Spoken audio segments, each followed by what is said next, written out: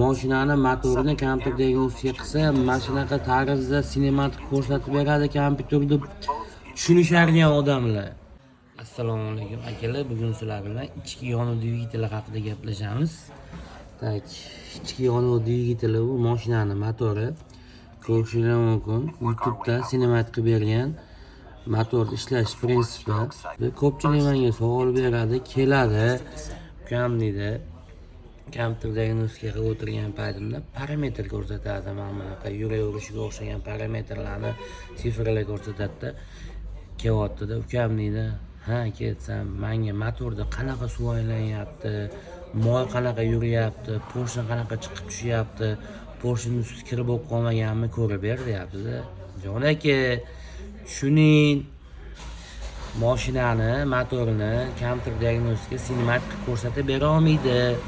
Mexanizmli narsani sinematik ko'rsatib bera olmaydi. Faqat datchiklarni pokazaniyasiga qarab ko'riladi. Menga kelyapti-da, mashinani motorini kompyuter diagnostika qilsa, mana shunaqa tarzda sinematik ko'rsatib beradi kompyuter deb tushunishadigan odamlar. Akalar, unaqa emas. Motorni bunaqa darajada sinematik u YouTube'da bo'ladi, u farsaj kinolarda bo'ladi.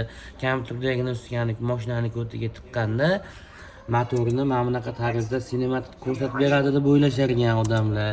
U noto'g'ri. Usta akalarning eng og'riqli nuqtasi shu.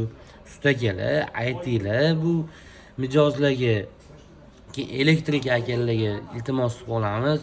Qanaqadir muammoni hal qila olmasanglar, kompyuter diagnostika sinematik ko'rsatib beradi deb jo'natmanglar bizga. Odam qiynalib ketdi. Voy, akalar, bunaqa tushuntirishadigan elektrikaga kel. Aka, mashinani kompyuter diagnostikaga olib borsangiz, mana mashinada sim uzilgan bo'lsa, iminna shotini ko'rsatib beradi deb aytargan elektrikaga kel. Unaqa emas.